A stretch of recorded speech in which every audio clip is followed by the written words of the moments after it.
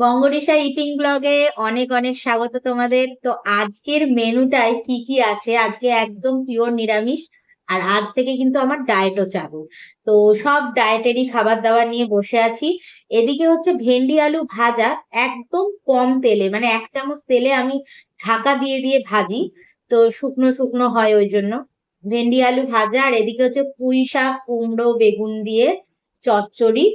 আর এদিকে হচ্ছে অল্প একটু আলু ভাজা। আলু ভাজা অ্যাকচুয়ালি মায়ের জন্যই করেছিলাম, তো আমি অল্প একটু নিয়েছি, আর 1 পিস বেগুন ভাজা নিয়েছি। এই বেগুন ভাজার মধ্যেও কিন্তু একদম তেল, মানে একদম কম। মানে আমি এইটুকু তেলে বেগুনটাকে ঢাকা দিয়ে দিয়ে ভেজেছি। আর এদিকে তো স্যালাড রয়েছে, আর এই রইলো দই। তো নিয়ে নিয়েছি। এই বাটিটা অ্যাকচুয়ালি হলদে লাগছে, কারণ এই বাটিটার মধ্যে আলু ভাজাটা রাখা ছিল, তো আর এক্সট্রা বাটি করলাম না, এর মধ্যেই দইটা নিয়ে নিলাম। তো চলো, প্রথমে একটু আলু ভাজা দিয়ে খেয়ে নি। অ্যাকচুয়ালি আলু ভাজাটা আমার নেওয়ার ইচ্ছা ছিল না, কিন্তু ওই একটু ভাজা হলে না ভালো লাগে বেশ। একটু আলু ভাজাটা প্রতি একটা আলাদাই দুর্বলতা রয়েছে, তো ওই জন্য অল্প করেই নিলাম একটু, খাবো বলে।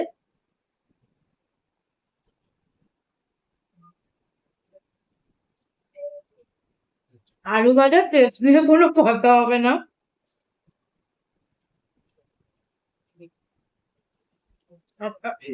আমার এখনো মনে আছে, শুধু আলু ভাজা দিয়ে ভাত মেখে দিত মা, আমি এত ভাত খেয়ে নিতাম। হুম, আচ্ছা। জলটা একটু দিয়ে রাখো, এদিকটায় রাখো।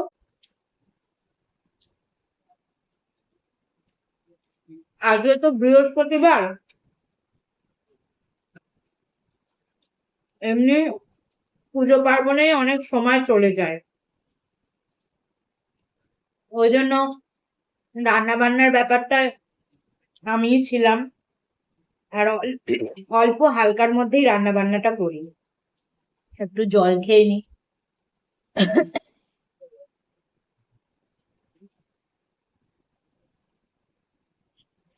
আজকে আমার ফেভারিট গ্লাসটা নিয়ে বসতে ভুলে গেছি।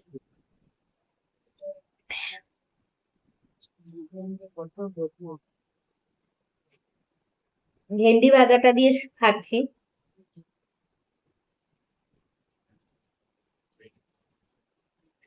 হুম।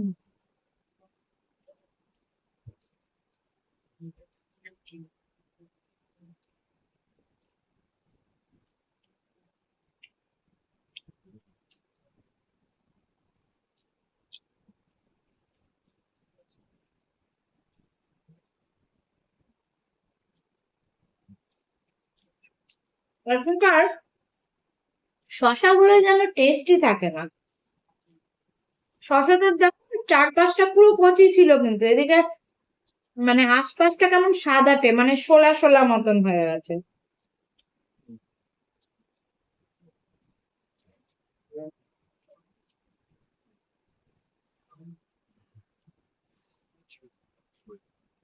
বাইরে থেকে দেখে কচি লাগে।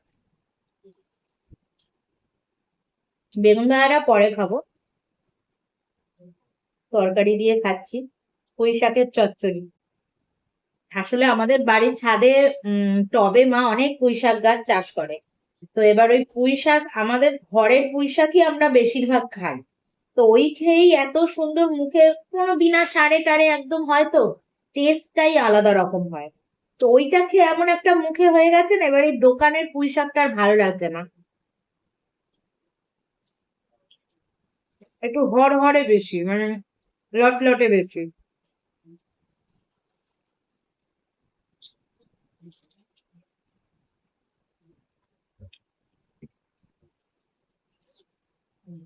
একটা জায়গা আছে গো।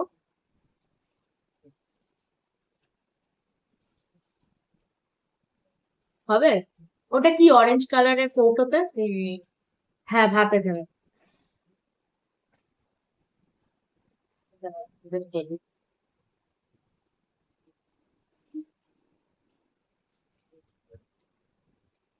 এই ডাটাগুলোর কোনো টেস্ট নেই, কারণ বেশ স্বাদ না গো। হুম। আমাদের এটা সাদা গাছের পুঁই শাক। হুম আমরা যেটা আনলি লাল দেখে ডাটা।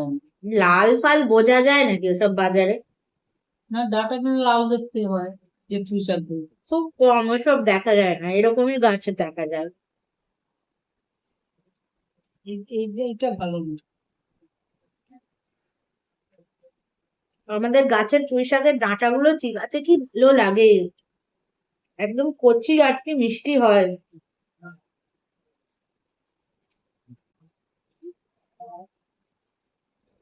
হুম।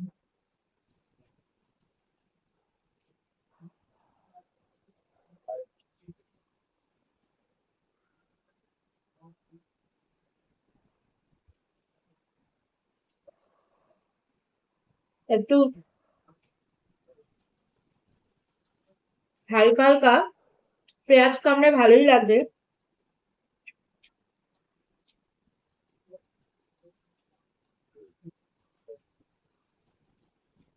আমাদের বৃহস্পতিবারটায় খুব দেরি হয়, কেন বলো তো?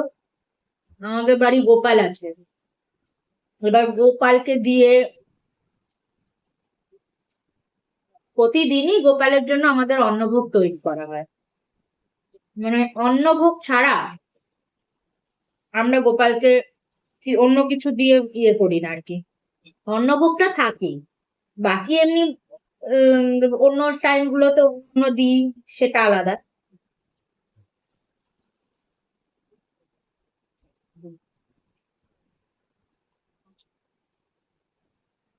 এবার গোপালকে দিতেই মোটামুটি অনেক সময় লেগে যায়, তারপর আমাদের আবার নিচে মায়ের ঘরে হচ্ছে গোপাল থাকে। আর ঠাকুর ঘরটা, অ্যাকচুয়াল ঠাকুর ঘরটা আমাদের উম ওপরে 3 তলায় রয়েছে ঠাকুর ঘর।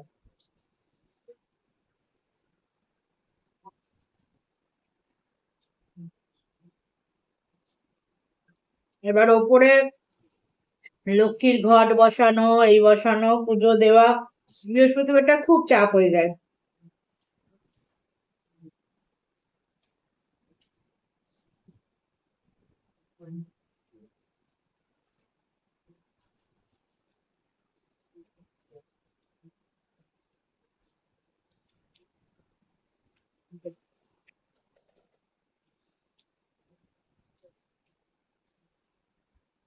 তোমরা ভাবছো আজকে খাচ্ছি কেন বলছি না। হুম, তো সত্যি কথাই, প্রথম কথা নিরামিষ দিনটা এমনি একটু, মানে আমি অত নিরামিষাশী নই, আমি ননভেজটাই প্রেফার করি। এবার ভেজের দিন তো কিছু করার নেই, খেতেই হবে। আমাদের সপ্তাহে 3 দিন, সোম বৃহস্পতি শনি 3 দিন নিরামিষ হয়। এবার পুঁই শাকের চচ্চড়িটা খুব, মানে আমার খুব ভালো লাগে, মানে ভীষণ ভালোবাসি পুঁই শাকের চচ্চড়ি খেতে। মাখানটা কেটে গেলে শুকনো হলেও এই টেস্টটা পাওয়া যেত না, কিন্তু যত শুকনো হয় না টেস্ট সেই লেভেলে থাকে না, কারণ ডাটা গুলোই তো চিবাচ্ছি ফ্যাসটা ফ্যাসা। ওই জন্য আর হেভি লাগছে আর বলছি না। এবার নিরামিষ দিনেও যে আমি একদম এনজয় না করে খাই তা নয়, তোমরা আগের ভিডিওতেও দেখেছো।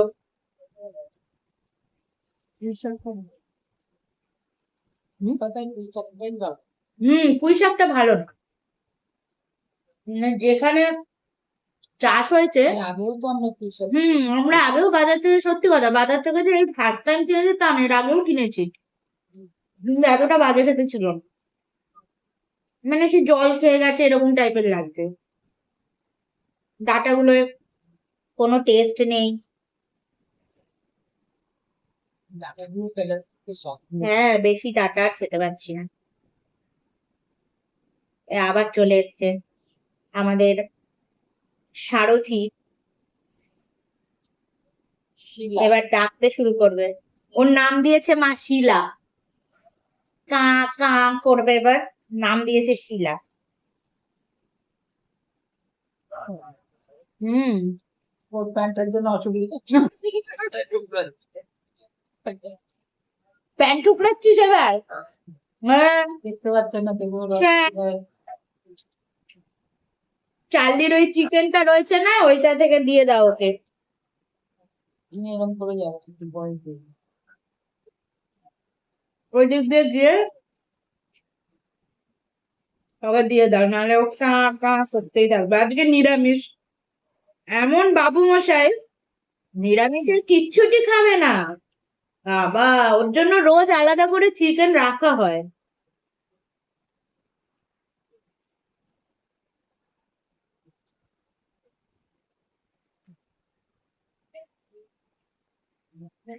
চার্লির জন্য তো করাই হয়, তো চার্লির থেকে এক দু পিস বেশি রেখে দিই এদেরকে দেবো বলে।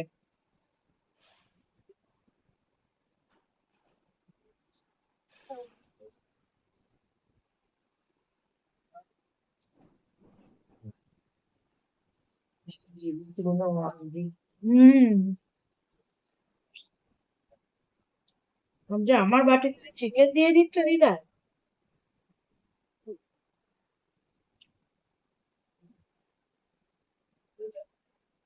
আমাদের চার্লিটার চিকেনের প্রতি একটা অনীহা চলে এসছে, রোজ খেতে খেতে আর চিকেন ওর ভালো লাগছে না। জ্যান্ত মাছ টাছ হলে খাচ্ছে একটু, ডিমটা একটু খাচ্ছে, আর নালে সর্বক্ষণ স্যারেলাক। এত বুড়ো বাচ্চা হয়ে গেছে, 2.5 বছর বয়স হয়েছে ওর, স্যারেলাক আর ছাড়াতে পারিনি। কিছু না খাবে না, কিচ্ছু খাবে না, কিন্তু স্যারেলাকটা এখন ওর সঙ্গী। তারও এখন বলছি খেতে। হ্যাঁ, আসলে স্যারেলাকটা দই মিশিয়ে খাওয়ানো হয় না, শুধু স্যারেলাক বললে খেয়ে নেবে, কিন্তু দইটা মিশিয়ে দিলে একটু কম খায়। কিন্তু দইটাও শরীরের জন্য ভালো। আর ডাক্তারকে আমি জিজ্ঞেস করে নিয়েছি, কেন স্যারেলাকটা অতবার খাওয়ানো ঠিক হবে কিনা। ডাক্তার বলছে যেটাও ভালোবেসে খাচ্ছে খা, শরীরে অসুবিধা না হলেই হবে। আর ছোটবেলা থেকে ওই একই স্যারেলাক খেয়ে এসছে তো, ওই জন্য ওর আর কোনো অসুবিধা নেই। লাস্টে বেগুন ভাজাটা দিয়ে মুখ, মানে মুখ শুদ্ধি যাকে বলে, যে আজকে আবার মায়ের চাটনিতে হামলা করব, আজকে মায়ের চাটনিটা খাবো। মা তো চাটনিটা শুধু বানায় আর রেখে দেয় নিজে খাবে বলে, আমি খাইও না অতটা চাটনি, আজকে খাবে।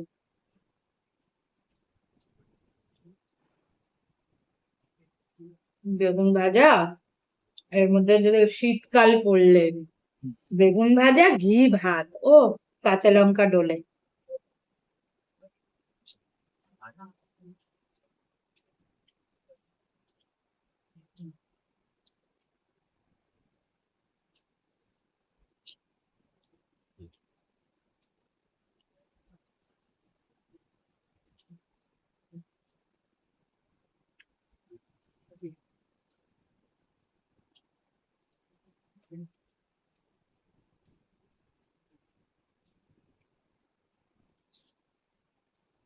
দইটা লাস্টেই খাই, চাটনিটা আগে খেয়ে নিই।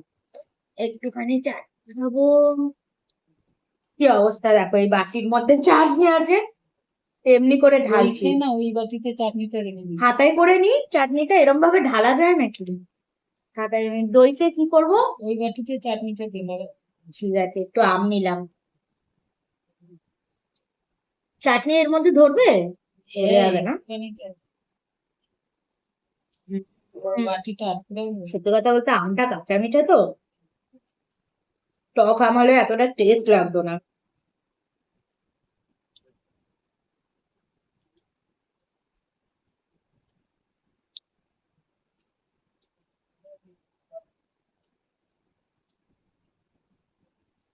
মিশাতে না হুম, দিলে ওটা যে লোট ছেড়ে দেয়, লোটেই আর ভালো লাগে না, কিন্তু ও ঠিক ঢাকা চাপা দিয়ে হয়ে যায়। হয়ে যেত। ডাটা শক্ত শক্ত কিচ্ছু থাকে, কিন্তু আমি লোট নেড়েই ভাবটা যাচ্ছি, হতো না। দেখছি পুরো ড্রাই। আঁচ কমিয়ে দিয়ে ঢেকে দিতিস। আজ তো আমি কমেই রাখি। যাই হোক, কুমড়ো টুমড়ো আলু নেক্সট আছে টাইম সব করবো, দিয়ে। আবার একটু অন্যভাবে করবো। হ্যাঁ, আমি এর আগে যে পুঁই শাক রান্না করেছি কোনো জল টল দিইনি, নর্মাল ঢাকা চাপা দিয়েই করেছি, আর বেশ নরমও হয়ে যায়। এই এই এত মোটা পুঁই ডাটাও নরম হয়ে যায়। নরম হয়ে যায়, কিন্তু এই পুঁই শাকটা রান্না করতে গিয়ে দেখছি জলই বেরোচ্ছে না, জলই বেরোচ্ছে না। এদিকে কুমড়ো ফুমড়ো গুলো গলছে না, আলু গলছে না, ওই জন্য আমি কি করলাম, ওই জন্য একটু জল দিয়ে দিলাম। ছেড়ে দিই। হুম। এমনিও পুঁই শাকটার টেস্ট নেই, কিন্তু শুকনো করলে ভালো লাগতো হয়তো। আবার কাঁকড় এই মাংসগুলো খাচ্ছে না। ইয়ে হয়ে গেছে, কই খেয়ে নিয়েছে তো। এইখানে দিয়ে দিই। ঠিক আছে। হুম। তুই দেখতে পাচ্ছিস। ওর মুখে দাওনি?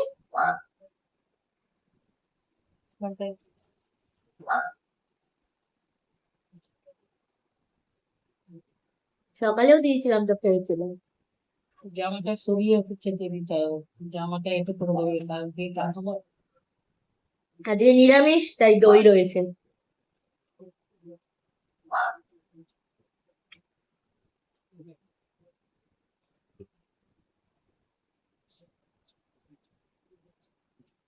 চলো বন্ধুরা, আজকের মতন পর্ব শেষ। কালকে আবার নতুন লাঞ্চ মেনু নিয়ে চলে আসবো। ততক্ষণ টাটা। আর ভালো লাগলে ভিডিওটা প্লিজ সাবস্ক্রাইব করে দিও, বেল আইকনটা প্রেস করো যাতে আমার ভিডিওগুলোর নোটিফিকেশন পেয়ে যাও। চলো টাটা।